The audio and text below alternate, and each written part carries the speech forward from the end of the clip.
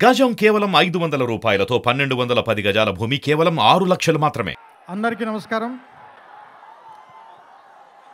ఈరోజు గుంటూరు రావడానికి 2 కారణాలు ఉన్నాయి. ఒకటి, ఈ సినిమా పేరు గుంటూరు కారం. రమణగాడు మీవాడు, మనందరి వాడు. సో అందుకని మీ అందరి మధ్యలోని ఫంక్షన్ చేయాలని ఆయన ఇక్కడికి చాలా షూటింగ్లో విపరీతంగా అలసిపోయిన తర్వాత కూడా వాంటెడ్గా గుంటూరు ప్రజలను కలవటానికి వచ్చారు. సో అందుకని మీరు కొంచెం డిసిప్లిన్ పాటిస్తారని, పోలీసు వారికి సహకరించాలని మనస్ఫూర్తిగా కోరుకుంటున్నాను. ఎందుకంటే వాళ్ళు చాలా అలసిపోతున్నారు పోలీసులందరూ. నేను చాలాసేపటి నుంచి చూస్తున్నాను. చాలా త్వరలో ముగించేద్దాం ఈ విషయాన్ని.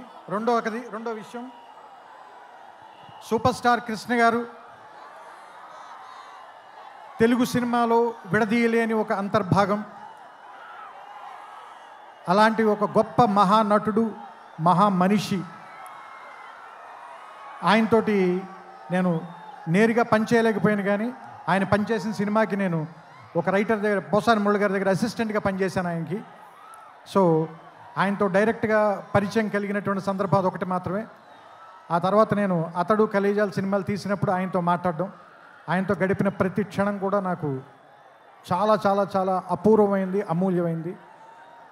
సో అంత గొప్ప మనిషికి పుట్టినటువంటి మహేష్ గారు ఇంకెంత అదృష్టవంతులు అని అప్పుడప్పుడు అనిపిస్తూ ఉంటుంది. ఎందుకంటే ఆయన కొడుకుగా